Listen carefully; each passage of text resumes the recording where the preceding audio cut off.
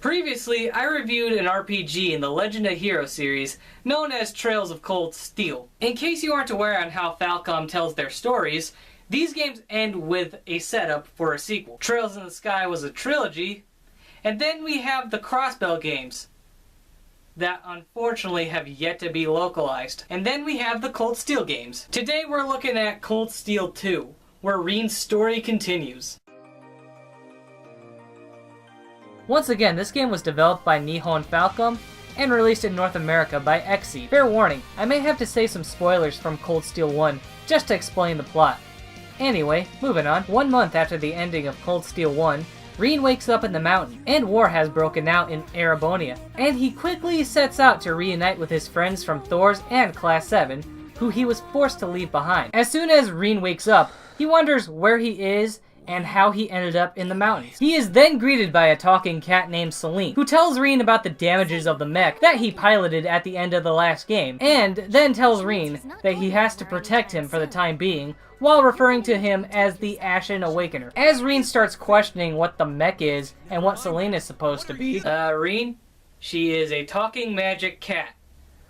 Why even ask that question? Celine tells Reen that he's a chosen one, while given some expedition, telling him about the Divine Knights, which is what Reen's mech is. You're a chosen one. Chosen by a fragment of the ancient Great Power. Great Power? As Reen remembers calling the name of the Ashen Knight Valimar, who by the way is the mech, Celine also explains about the Divine Knights being controlled by the noble faction, Ordine, the Azure Knight. By the way, spoiler alert, and I'll give you a few to either leave or skip. Crow was the terrorist named C, and is also the pilot of the Azure Knight. Reen, while in a panic, demands Valimar to return him back to Trista and his friends. But Celine explains that Valimar was too damaged to fly back, and was protecting Reen while doing so. Reen recognizes where he is, ignores whatever Celine was talking about, and we have to find Reen's sword and Arcus unit. And just like the first game, you need to set the Master Quartz into your Arcus. After a tutorial fight, and I will get into the changes later, we walk down the mountain while we ignore Celine. Because if Persona 5 has taught us anything, we want talking cats in our JRPGs to get out of our lives. As Celine yells at Reen for leaving Valimar out there, Reen replies, "Stop telling me to go to bed, cat! I've got confidence to complete!" Oh, wait a second. Wrong game. In all seriousness though, Celine asks Reen if he's upset with her, and Reen gives her a pretty snarky reply. You only completely disregarded and overruled my decision. As Reen talks about heading onto the highway to reach Trista, Celine explains how it's been a whole month since the last fight, and his synchronization with Valimar took a whole lot of energy out of him. There was a real chance you could have died. What? It's a miracle you're able to walk around like this a mere month later, and it's all thanks to him. I think it's more of a miracle he didn't die of hypothermia in that whole month. After some mandatory battles, we continue to walk. Reen still ignores Celine, and then we get a cutscene where Reen asks what Celine is supposed to be. And Celine tells him that she's a familiar, who serves the witches of the Hexen clan. And Celine reveals something about Emma that Emma herself was keeping a damn secret about for the entirety of the first game. We get further down the mountain, and Reen remembers this one spot where he trained with his master, and knows that his hometown Ymir is close by, which by the way, we did not get to visit in the last game, so that's pretty nice. Anyway, we get into a boss fight with a magic knight. Even though Reen knows that that thing is out of his league, he still wants to try to fend it off. And the story progresses in the middle of the fight, so you don't actually beat the monster. Reen can't phase the magic knight, and Celine gives him the "I told you so" attitude, while also summoning a magic barrier, which was ultimately useless. When hope seems lost, he thinks of whoever the player chose as his dance partner at the end of Cold Steel 1. Yeah, I chose Elisa. I know some may disagree with me, but I actually do like her, so whatever. Gee, homie, it's not very nice to maul Ranger Ned. You want some of this?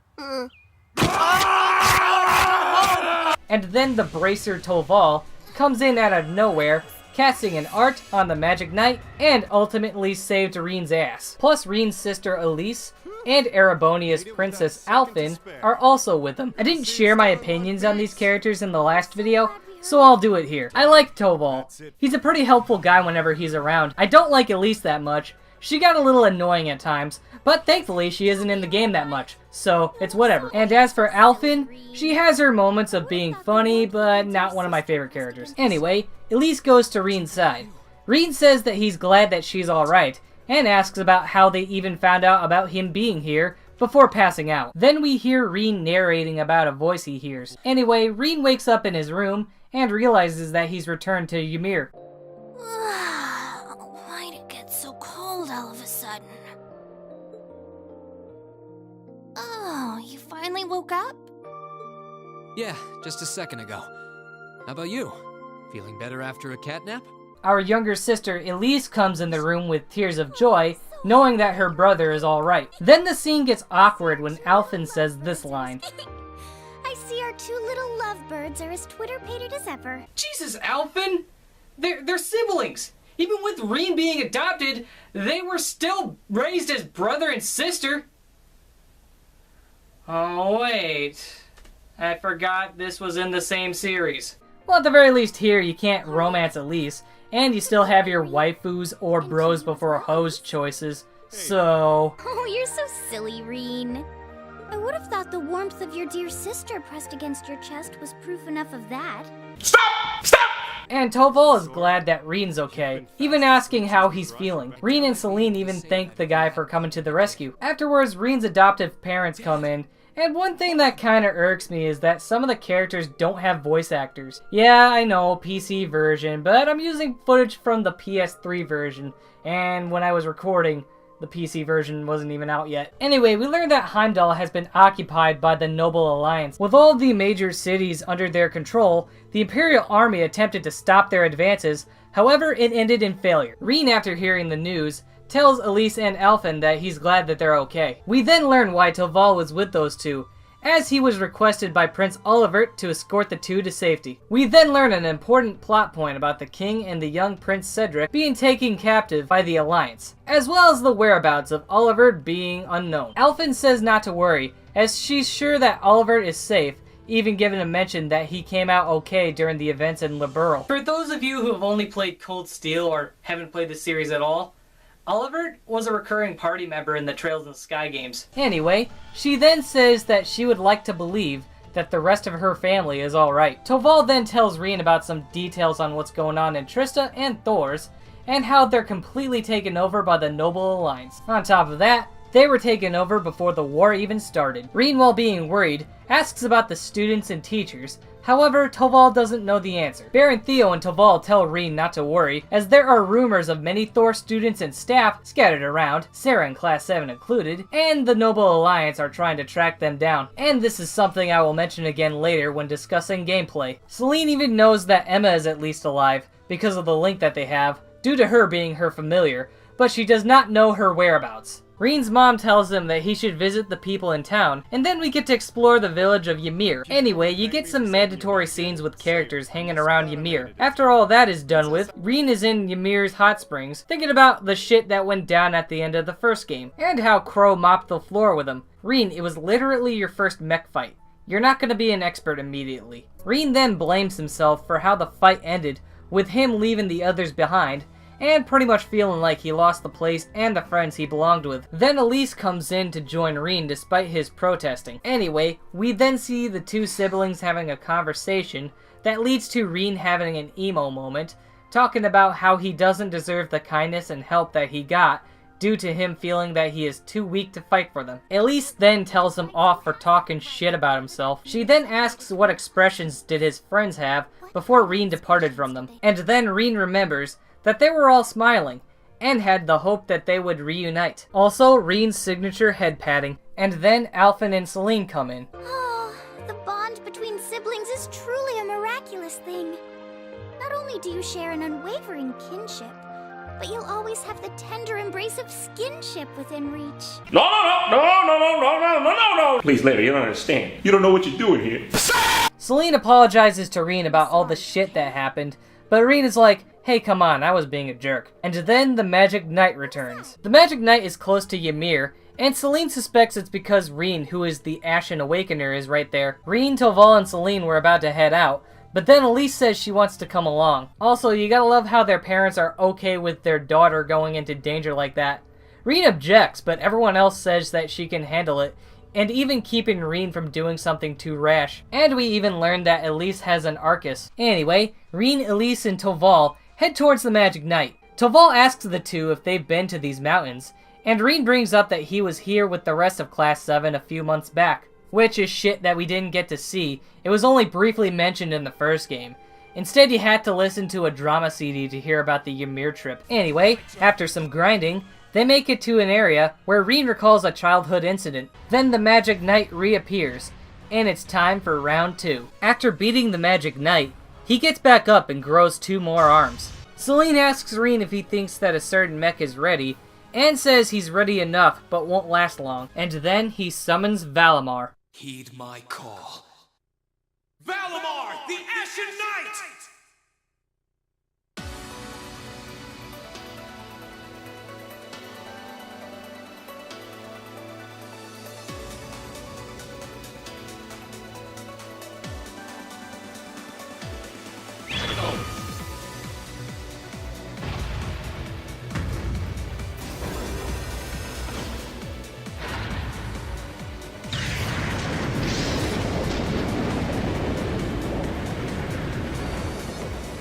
Valimar says to be cautious due to him only being able to last 300 seconds in this fight. Toval and Elise talk about how crazy it is that a Divine Knight is right in front of them, and then we begin our first Divine Knight battle, which is something I will get to when we talk about gameplay. Anyway, Rean finishes off the Magic Knight for good. Valimar is out of mana for the time being, and Rean then says that even though he doesn't know much about Valimar, he claims he's more reliable than he'll ever be. Well, Valimar can't seemingly do much without a pilot, so fair game here. Rean then says that he will try to get stronger since they're now partners, and he wants to be able to draw out Valimar's full power and be able to take down Crow. Once he's out of the mech, Rean tells Toval, Elise, and Selene that he has every intention to improve on his piloting skills. Toval and Elise seem pretty relieved that he's back to his old self, and Rean says that he needs to keep moving forward in order to reunite with his friends. They think that the situation is over,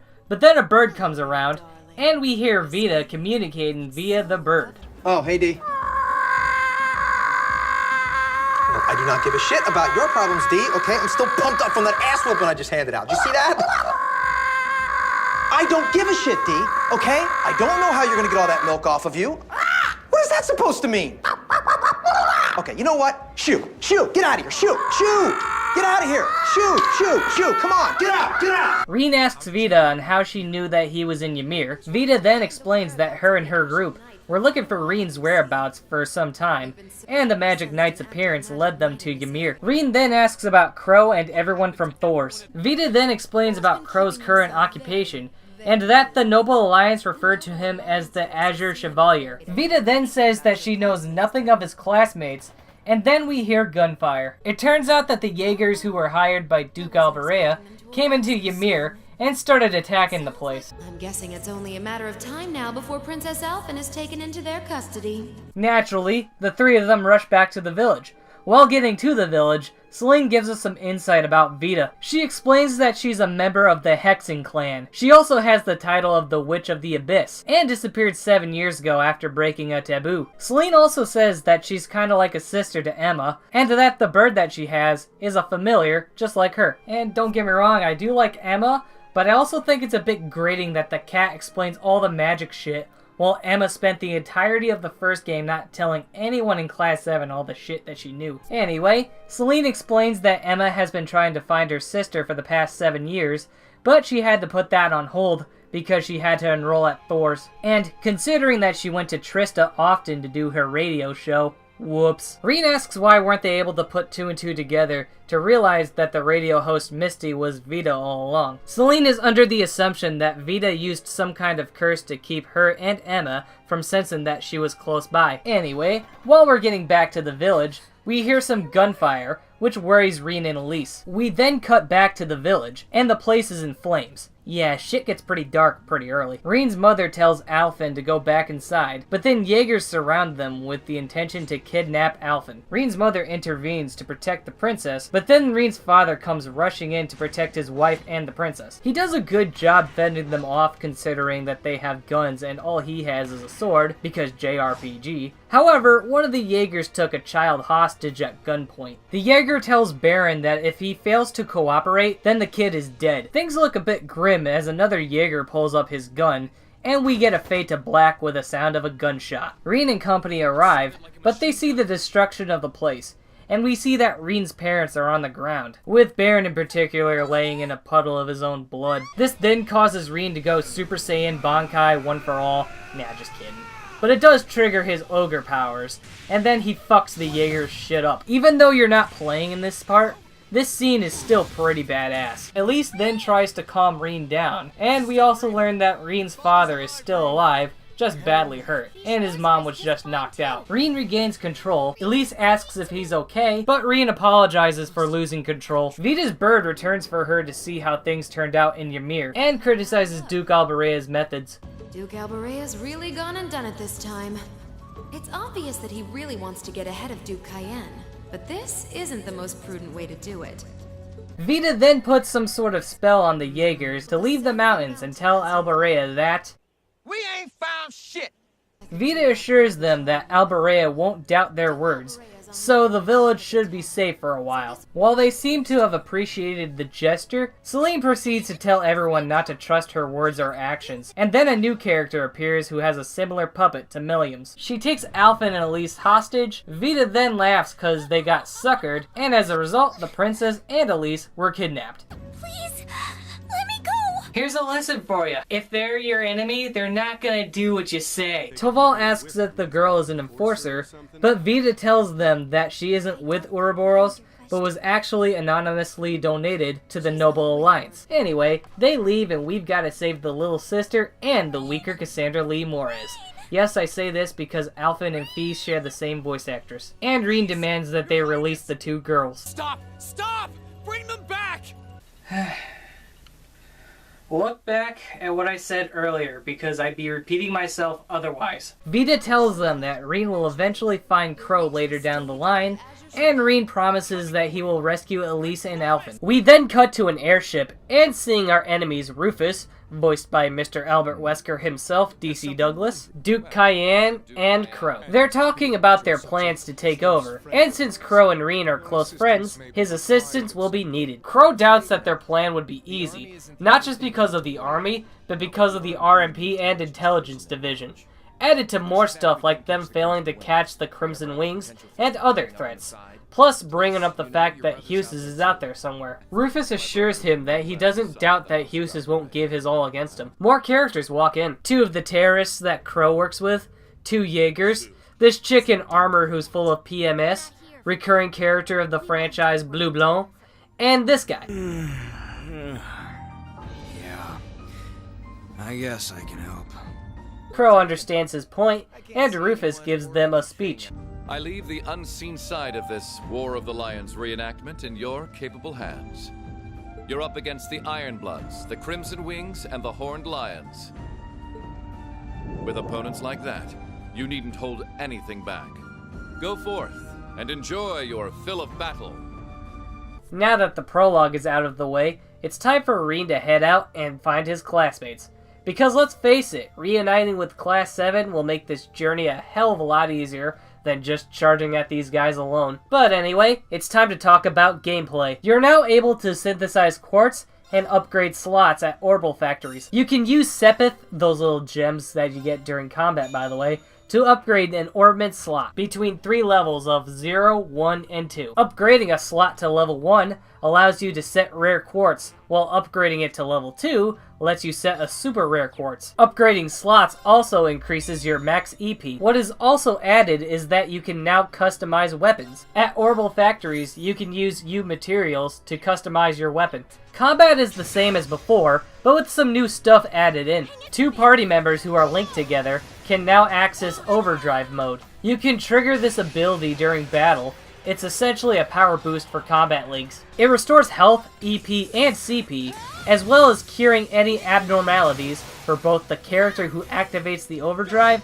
and his or her partner. While in overdrive, the player will have 3 uninterrupted turns, with attacks and crafts that will automatically unbalance enemies. Also, arts will be casted instantly if you choose to do so while in overdrive. However, in order to activate overdrive, you will have to fill up the overdrive icon during battles. At first, only Rean will be able to activate overdrive with any partner. However, there are special blue chests located on the field maps and dungeons known as trial chests. These chests contain some pretty strong monsters, and can only be opened if you have 2 specific characters in your current party, which can get pretty annoying if you're in a dungeon and you don't have the specified characters, since you can't automatically swap out party members while you're in a dungeon.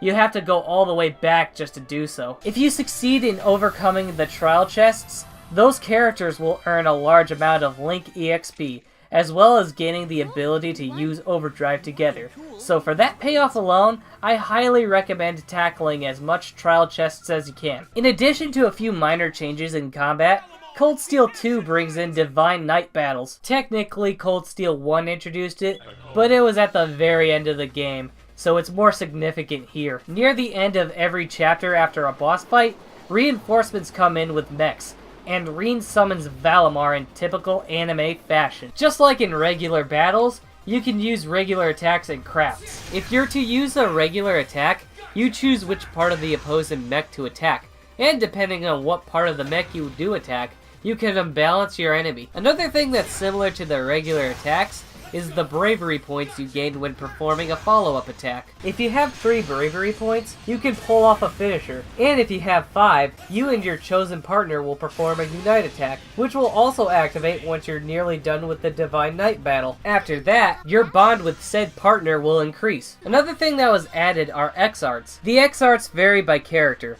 as they can either utilize support or attack arts to help Rean out. The rest of Class 7 will act as secondary contractors.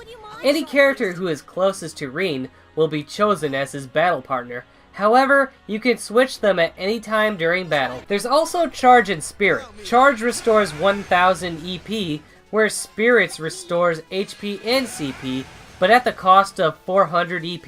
In addition to still having your sets of arts and crafts, the game adds some new ones for your party as you progress through the game. In addition to that, each character in Class 7 will get a second S-Craft once they get to a high enough level, with 3 exceptions as they will get their second S-Craft during a story moment. If you happen to have transferred your Cold Steel 1 data on your PS3, Vita, or PC, you can transfer it to Cold Steel 2 and retain the levels and bonds you had in Cold Steel 1, so you may be able to start Cold Steel 2 off being pretty strong. Another thing that returns are bond events.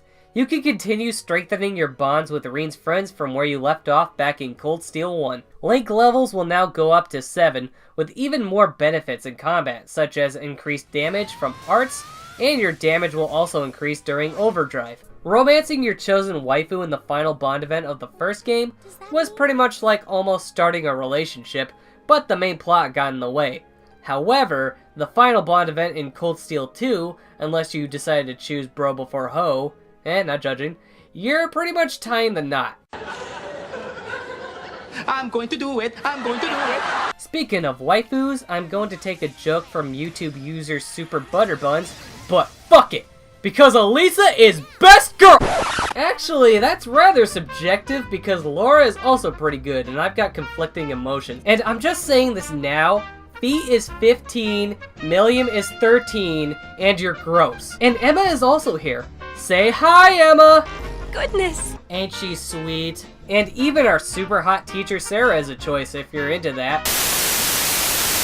The school setting takes a backseat mainly because you can't go to Trista for most of the game because of plot reasons. However, starting from Chapter 2, we are given an airship called the Courageous by Laura's father. On one hand, it seems a bit strange to leave a big airship in the hands of inexperienced students, but on the other hand, this thing is great, as you can now travel to any town in Erebonia as much as you want, until you get to the game's climax. Returning from Cold Steel 1 are the side quests, and just like on the field studies, you have some optional and mandatory quests. This time, since you now have access to almost the entire Erebonian Empire, your quests will come from different areas around the country. You've got your typical exterminate the monster on the highway for every chapter, or reuniting family members with each other.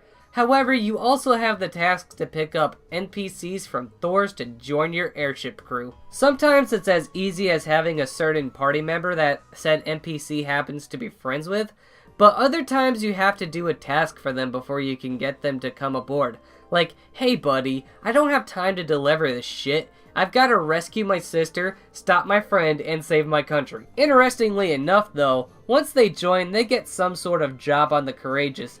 And if you have recruited certain ones by the time you do certain side quests, like Elliot's Music Club friends for example, they will take part in a performance for a certain town that was attacked. Or an event in the story will give an extra scene to one of those NPCs. Another thing returning from Cold Steel 1 is Blade.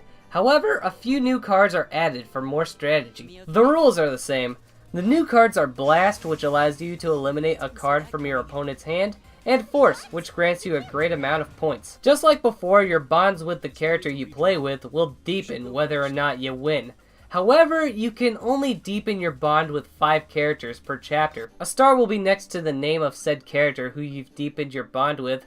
However, once the next chapter comes around, that star will be removed, and you're free to deepen that bond with them all over again. Things that were added is that you can now ride the Orbital bike around any highway, and this time you actually have control of the bike instead of having the whole how will you accelerate or slow down the bike nonsense. You also have horses that you can ride on the highways as well, as the Courageous has a hangar for them, and I think the control for the horses are okay, but I personally prefer the bike. Music is still fantastic. Falcom band JDK has once again done a phenomenal job on the music. Tracks return from the first game, but newer tracks are added. Now when you're walking around in fields, you get some music that fits with the more serious tone to it, which is very fitting considering the war and all. Once again, Exceed went with an English track only. While it would be nice to have both options, I still do think the English cast does a fine job with their roles. I give Sean Chiplock, who's Reen's voice actor, some credit where credit is due,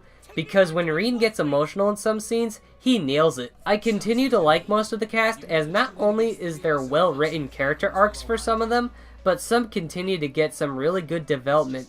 Reen goes from being exceptional in the first game to being great in the second game, with all the bullshit he has to deal with. Other characters such as Elisa, Fee, and Husis, for example, still get a good amount of character development during their character arcs, as it was pretty apparent that they had their own struggles to deal with. And Emma, who we didn't get a whole lot out of in the first game, finally gets her own time to shine in 2, considering that we finally learn about her heritage, and the game even makes her mandatory for those shrines you have to go through in the middle of the game for story reasons. Sadly, I can't say the same for characters like Gaius. Not only does he still not have much of a personality, but he still doesn't go through any sort of character development or arc in the span of 2 games. Yeah, better luck next time, buddy. I could go more into Crow's role in the game, but that would involve me going into a major spoiler, so I won't. All I've got to say is, though, is that the last few chapters of the game have some crazy shit going on, with big reveals, and a little continuity nod, pretty much telling us that Cold Steel takes place during the Crossbow games that we still don't have. Maybe one day, so I can struggle with my choices of either Ellie or Risha, because they're both fine as hell. I mean, I want to experience the story without having to learn how to read Japanese. I guess fan translations will suffice too. I'm still going to go easy on the graphics, because like I said in my last review, that they had the PS Vita in mind, but you know more people own a PS3. However, there's still one minor problem that wasn't fixed, and it's that the frame rate will still dip during cutscenes, especially when there's a whole bunch of characters on screen. But just like in Cold Steel 1, it's not game-breaking, and it doesn't occur during gameplay at least. Overall, Cold Steel 2 improves a lot from the first game, while continuing this ongoing story. Combat is still really fun, and the story gets better as you progress. And that's why I give The Legend of Heroes Trails of Cold Steel 2 a 9 out of 10. Will I touch upon Cold Steel 3? Well, I'm gonna wait for a localization on that, since I can't really read Japanese. Will I touch upon the Trails in the Sky games? It's a maybe. But right now I think I'll take an RPG break. But hopefully the next video won't be on some mediocre Sonic game or something. Ah, shit. Well, anyway, this has been Nightman, and I'll see y'all later. Peace.